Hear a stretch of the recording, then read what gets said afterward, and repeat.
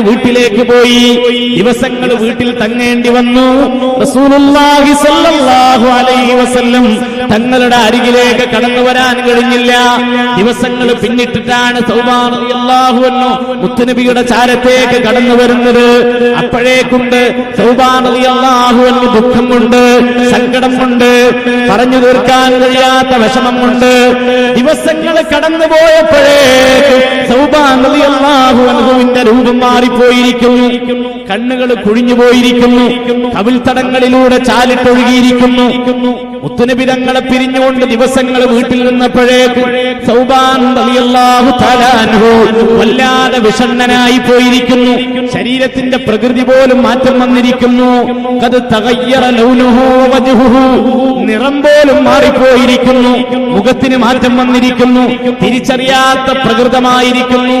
അള്ളാന്റെ തിരുദൂതരുടെ മുമ്പിൽ വന്നിട്ട് സൗബാൻ റളിയല്ലാഹു തആല അൻഹു നിൽക്കുമ്പോ മഹാനായ റസൂലുള്ളാഹി സ്വല്ലല്ലാഹു അലൈഹി വസല്ലം സൗബാൻ റളിയല്ലാഹു അൻഹുവിനോട് ചോദിച്ചു, സൗബാനെ എന്തു പറ്റിപ്പോയി? എന്താ നിനക്ക് പിടിപെട്ടത്? വല്ല രോഗവും പിടിച്ചുവോ? വല്ല വിഷമവും നേരിട്ടുവോ? സൗബാൻ റളിയല്ലാഹു തആല അൻഹു പറഞ്ഞു, മാബി മറദുൻ വലാ ജൂ,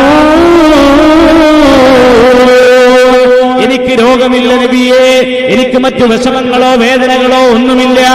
എന്നെ തകർപ്പ് കളഞ്ഞത്, എനിക്ക് ക്ഷീണം സമ്മാനിച്ചത്, ഞാൻ ഈ രൂപത്തിലായതിന്റെ കാരണം എന്തെന്നറിയുമോ?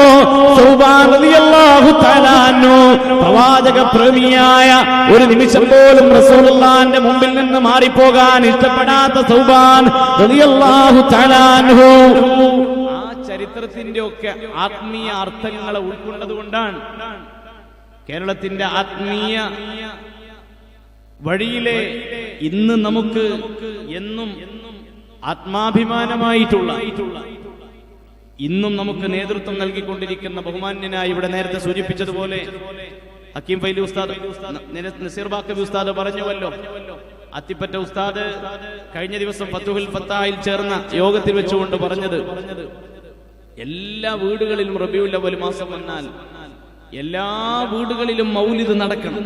റബീഉൽ അവ്വൽ മാസത്തിൽ മൗലിദുകൾ എല്ലാ വീടുകളിലും നടക്കണം എന്ന് പറയുകയുണ്ടായി. അതൊക്കെ ഈ ഒരു സ്നേഹത്തിന്റെ ഉദാത്തമായ മാതൃകകളെ കേട്ടറിഞ്ഞുകൊണ്ടാണ്. അതിന്റെ ആഴങ്ങളെ ഉൾക്കൊള്ളുമ്പോഴാണ് നമുക്കത് മനസ്സിലാക്കാനും അത് നിർവഹിക്കാനും സാധ്യമാവുക.